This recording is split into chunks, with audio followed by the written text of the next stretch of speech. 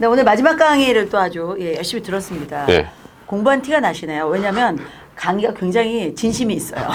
아, 왜냐면 진짜. 그전에는 아는 거 그냥 막 푼다 이런 느낌이 좀 아, 그게 들었는데 보였어요? 보여요. 근데 이번에는 본인도 긴장하신 거예요. 그리고 조금 더 좋은 이야기, 배운 걸 제대로 전하려고 하니까 역시 사람은 긴장해야 돼요. 솔직히 말씀드려서 어제 이제 부산에 9시 비행기로 와서 네. 밤에 또 마지막까지 뭐 더 전할 얘기 없는가. 아하. 스타벅스 또 7시에 문 여니까 스타벅스 네. 7시에 또 문 열자마자 가서 또 공부하고. 근래 이렇게 공부 해보신 적 없으시죠? 제가 중고등학교 때 이렇게 했으면 저는 아유. 여기서 대표님 안 뵀을 거예요. 저 그러니까. 하버드에서 최연소 교수를 하고 있지 않을까. 저기 우리 PD 출연료 환수 주지 마세요. 공부를 하시게 됐으니까. 아, 저 오늘 굉장히 좀 흥미롭게 들었어요. 네. 그 이유가 얼마 전에 우리가 모 우유 회사에 네. 그 이제 하여튼 뭐 이렇게 문제가 좀 있었잖아요. 네. 그래서 소비자들이 그 우유를 불매 운동하면서 벌어진 것에 깜짝 놀랐잖아요. 그러니까 사회가 이만큼 이제 수준이 많이 올라왔다라고 생각을 해요. 그리고 몇 년 전부터 사실은 오늘 ESG를 얘기하고 있지만 CSR이라는 사회공헌 운동이 좀 있었어요. 네. 가만히 들어보면 CSR이나 ESG나 뭐가 다르지? 그게 그거 아니에요? 결국. 근데 아까 말씀드렸다시피 네. 이게 시기가 중요한 것 같아요. 내가 말씀드렸다시피 쉑쉑버거 햄버거가 잘 팔릴 수 있었던 이유가 누구는 어떻게 분석을 했냐면은 쉑쉑버거가 나왔던 해 페이스북이 나왔는데 네. 만약에 페이스북이 나왔던 시기에 쉑쉑버거가 안 나왔으면은 쉑쉑버거가 잘 될 수 있었을까? 소비자들이 바뀐 거예요. 이전에는 맛있는 햄버거 먹으려고 했는데 이제는 바뀐 게 내가 햄버거를 먹었을 때 페이스북에 올렸을 때 어떻게 보여질 것인가. 아하. 그러니까 CSR이나 ESG도 사실 비슷한 담론을 담고 있지만 예, 예. 소비자가 훨씬 더 많이 바뀌었어요. 아까 말씀드렸듯이 불매운동 이런 거 옛날에 안 했거든요. 근데 소비자가 바뀌고 사회적인 이런 분위기들이 바뀌니까 이게 확실히 그러니까 그 시기가 다른 거죠, 시기가. 아, 그러니까 반응의 차이라고 봐야 되겠네요. 오늘 네. CSR은 우리가 어떻게 사회 공헌을 다양한 방법으로 이렇게 사회적 책임을 지고 네, 할게로 끝났다면 ESG는 그것에 대해서 소비자들의 반응까지 더 연대해서 나가는 거예요. SNS 말씀하신 거죠. 예, 그러고 말씀드렸다시피 이게 그때는 사회공헌 활동들이 그러니까 비즈니스의 전반적인 이런 줄기를 이루는 건 아니었는데 지금은 사업 자체를 ESG에 맞춰서 하니까 아까 말씀드린 카페라든지 아예 네. 애초부터 우리는 카페지만 로컬에 생각할 때. 긍정적인 영향을 미친다. 뭐 테슬라 같은 경우는 애초부터 우리는 오케이 화석연료를 왜 써? 우린 전기차로 친환경을 하겠다. 아예 대놓고 계획부터. 예, 예. 애초부터 회사의 큰 물줄기나 사업적인 그런 비즈니스 모델들이 ESG를 기반으로 해서 이루어지는 게 좀 다른 것 같아요. 자, 이제 우리가 지식은 쌓았어요. 근데 사회에서 다들 ESG에 대한 관심을 갖잖아요. 예. 아주 현실적으로 곧 다가올 시기에 예. 기업 경영 평가에 점수를 넣겠다 하니까 그러니까. 마음들이 급해진 거예요. 그런데 제가 이제 하나의 사례를 정확히 들어볼게요. 네. 올해 저희 뉴스원 부산 경남에서 제가 만들었던 행사가 주니어 해양 컨퍼런스라는 행사를 하나 있어요. 그러니까 해양에 관계된 행사들이 정말 많아요. 바다를 끼고 있는 곳들이 거의 다 이제 해양에 관한 포럼 컨퍼런스를 가지고 있는데 제가 골몰했던 것은 모두 모여서 좋은 지식 이야기하고 밥 먹고 헤어지는 그런 컨퍼런스를 원치 않았어요. 네. 정말 이 해양 컨퍼런스, 미래를 가진 바다의 미래, 지구의 미래를 끌고 갈 사람이 누구지라고 생각하니까 아이들이라는 생각이 드는 거죠. 다음 세대. 주니어들. 그래서 주니어 세대들이 2050년에는 어린이날이 있습니까? 라고 저한테 질문했을 때 정말 가슴이 뜨끔했거든요. 그래서 이제는 주니어 해양 컨퍼런스는 10대들의 눈으로 지구의 얘기를 하고 10대들의 눈으로 바다 위기의 얘기를 하고 기후위기 얘기를 하고 탄소 중립 얘기를 할 수 있는 마당을 열어줘야겠다. 제 생각이 그거였거든요. 예. 그래서 넓게 보면 정말 이게 ESG에는 굉장히 중요한 문제죠. 예. 그래서 기금을 따러 제가 굉장히 여러 곳을 다녔어요. 와. 자, 쉽지 않았던 이유 첫 번째요. 예. 이런 운동에서 애들은 돈이 안 된다. 모든 기업이 돈 될 수 있는 논리를 소비자 계층을 타겟을 이제 돈 쓰고 지갑을 열 수 있는 사람을 놓고 보잖아요. 그러니까 이게 네. 시선이 이건데요. 그러니까 이게 당장 내 수익과 직결될 것인가. 그렇죠. 그게 직결이 되지 않으니까 돈을 받아올 것이 정말 힘들었던 거예요. 그래서 제가 굉장히 많은 기관을 돌면서 설득하기 시작했어요.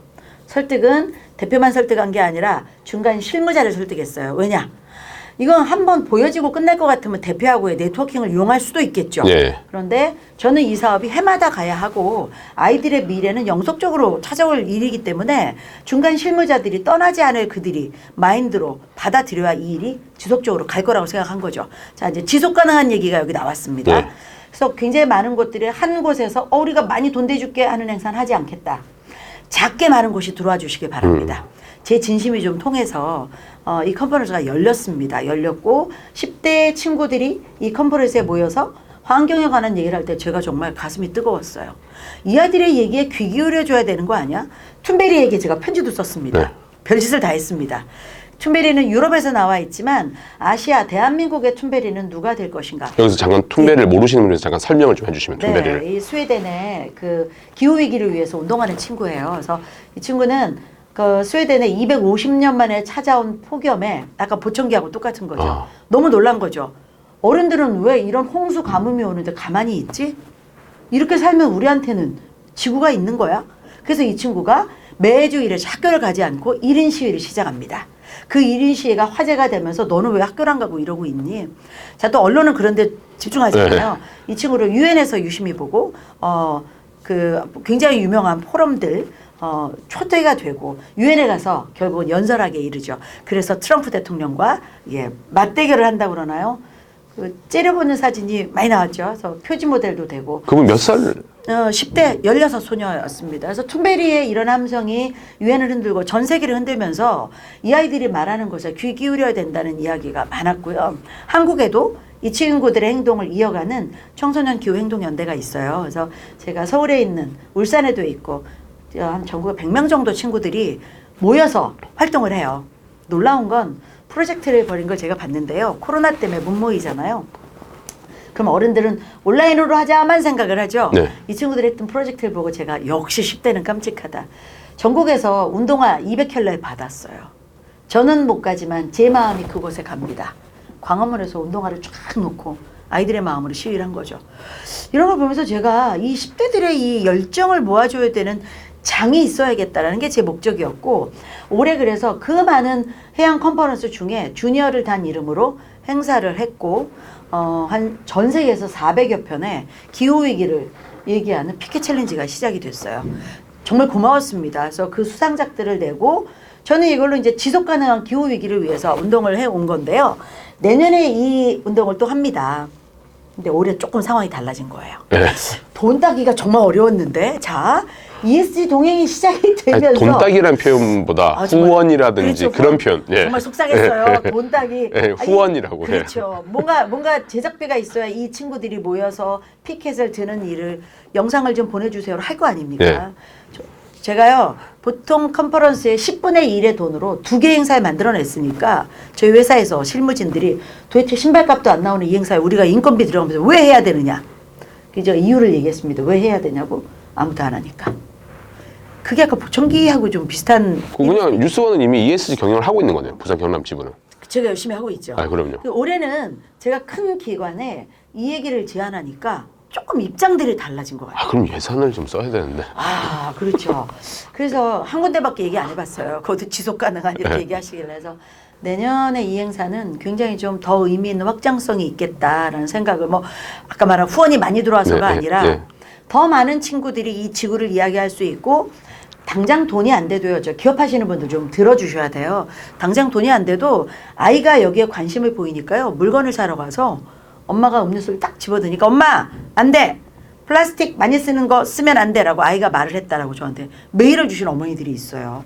자, 저 이거 성공할까요? 어디를 두드리면 될까요? 길게 얘기했습니다. 아, 그냥 저는 이제 개인적으로 이제 기업 사례를 봤을 때 아까 말씀하신 데 되게 슬픈 게 속상한 게 그 어린 아이들은 당장 수익이 직결되지 않는다는 이유만으로 이 아이들이 사실 저는 교육이 이 사회를 이끄는데 가장 중요하다고 생각하거든요. 네. 이게 제가 호주 가면서 느낀 건데 호주는 실업수당을 옛날에 그냥 실업수당으로 그냥 줍니다. 실업자이기 때문에 서로 믿는 거예요. 네.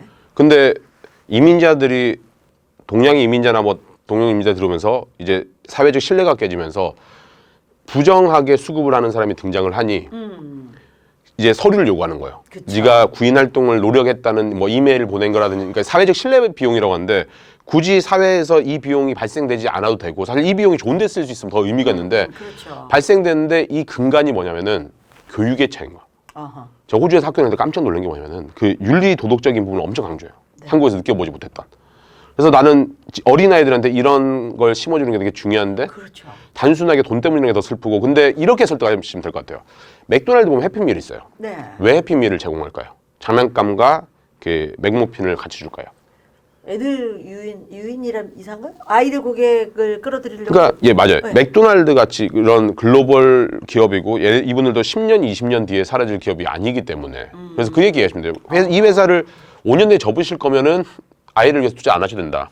그러나 맥도날드를 봐라. 저 해피밀의 목표는 저 아이들이 맥도날드 브랜드를 익숙하게 만들기 위해서 어릴 때부터 하는 거다. 물론 여기 찬반은 있어요. 그러니까 이게 이제 어린이 교육조회 하신 분들은 아이를 어렸을 때부터 저렇게 브랜드 노예를 만든 게 아닌가라고 얘기를 하고 어떤 분들은 그래도 친숙하게 브랜드 이미지를 구축하는 거라고 얘기하는데 이런 식의 접근을 해서 어린 다음 세대들에게 당신의 브랜드 이미지를 미리 일단 선점하는 게 중요하지 않다.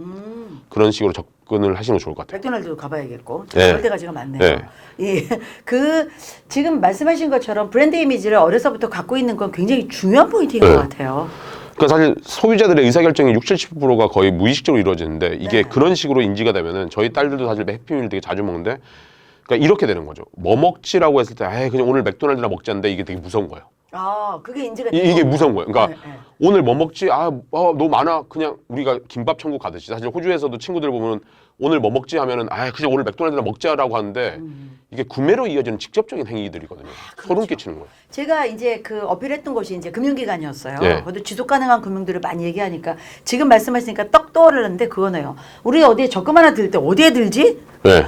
뭐 사실은 어느 은행이 엄청난 이자를 준다면 좋겠지만 거기서 거기지 단어만 이렇게 바꾸는 거지 다 똑같잖아요. 정해진 법령에 의한 이유 뭐 있는 거니까 그러면 고를 때 집에서 가까운 데라든가 대충 뭐 이렇게 뭐 아는 사람이 있는 곳을 가게 되죠. 아니면 저 같으면 이렇게 퐁퐁 세제 하나 더 주는데 이런 데 가기도 하는데 아이들한테는 그 이미지가 굉장하겠네요. 내가 어려서부터 환경이나 내 활동에 그런 것을 함께 해왔던 금융기관. 이거 무섭겠는데요. 하나 더 있어요. 제가 이렇게 팟캐스트 이름 얘기해도 돼요? 뭐 이거 딴 언론사인데.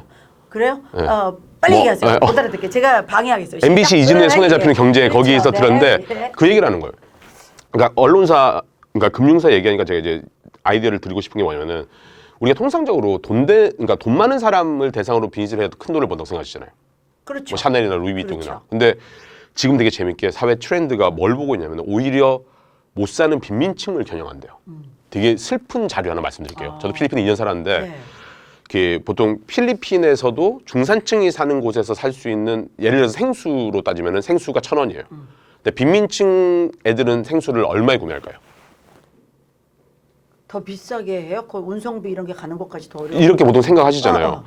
근데 보통 그렇게 생각 안 하거든요. 그냥 더 싸게 얘네들은 돈이 없으니까 더 싸게 파는 거 아니라고 하는데 얘네들 되게 이제 사회적 불평등한 구조가 뭐냐면은 중산층 오히려 1,000원에 살 수 있는데 말씀하신 대로 이 빈민층은 인프라도 잘 발달되어 있지 않고 막 이래야 되기 때문에 네. 돈이 없는데 오히려 더 비싸게 3,000원 주고 산대요. 거의 그렇죠. 3배가 가야 넘대요. 되니까. 네. 그러니까는 이쪽은 오히려 더 계속 잘 살게 되는 거고 돈을 세이브할 수 있고 이분은 더 못 살게 되는 거예요. 그래서 요새는 이쪽을 공략을 하는데 수요가 많다 보니 박리담회식으로 그래서 이게 돈을 벌기 위해서 하긴 하지만 네.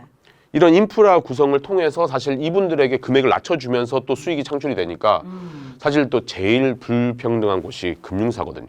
가장 어떤 불공평한 곳이. 면에서 불평등? 잘 들어보세요. 보통 사회적 구조는 대부분 사회적 약자나 그다음에 그러니까 약간 못 가지신 분들에게 혜택이 가는데 유일하게 금융사는 돈이 많은 분들에게는 작은 이율을 지불하고 돈이 없는 사람에게 더 비싼 이자를 받는 곳이 금융사예요. 그래요? 네. 그런가? 신용도 안 좋으면 더 비싸게 받아요. 그러네. 돈 많은 사람한테 아파트 좀 싸게 300개 있고 주네. 하면은 그럼 PB를 따로 만들어 가지고 오히려 네. 그들만 이용할 수 커피도 있는 더 비싼 네, 거 네. 원두커피 주고. 그래서 사실 인도나 이런 빈민층이 많은데 보면은 그런 마이크로뱅크인가 이런 식으로 하는데 한번 물론 이게 리스크가 좀 크긴 한데 이분들만의 그런 그 신용도를 조사하는 자체 방법이 있어요. 그러니까 단순히 우리가 보는 방법이랑 다르게 네. 그래서 금융사들이 좀 그런 것들을 관심을 가져주시면 좋지 않을까. ESG 경영 차원에서. 근데 이게 네. 돈을 또 못 버는 게 아니에요. 그렇겠죠. 그러니까 그렇겠지. 인도에 그런 선례들이 있기 때문에 네. 그런 식으로 좀 집중해보면 관심을 가지는 것도 네. 누군가는 신규 사업하는 걸 되게 싫어하긴 하겠지만 네. 그건 이제 저에게 주어진 몫이죠. 네, 네.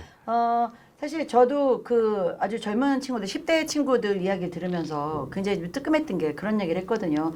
우리는 정책 위반자도 아니고 무엇을 만들어달라고 얘기하고 있지 않다. 단 어른들인 당신들이 망쳐놓은 이 환경을 오. 그대로 돌려달라는 것이다.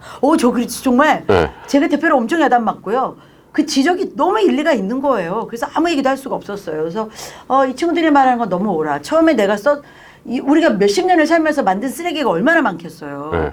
얘네들 태어나 보니까 막 쓰레기 밭이야. 그러니까 대표님 차 그 경유 휘발유. 아우 휘발유. 그러니까 탄소를 배출하시고. 네. 뭐 저만 그래요? 왜 그러세요? 오늘도 엘리베이터 타는 순간 또 탄소가 하셨죠? 생각. 저는 최대한 줄이려고. 가방도 보십시오.